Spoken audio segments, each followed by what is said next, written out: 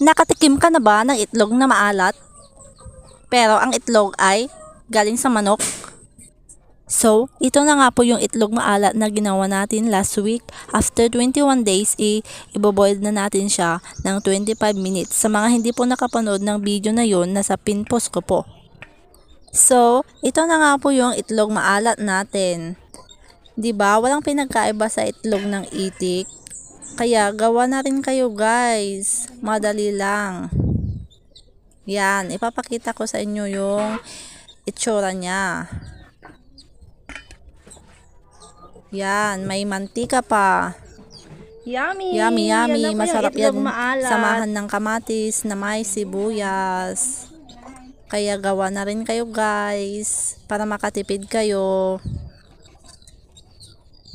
Yummy, yummy. Thanks for watching. Bye-bye.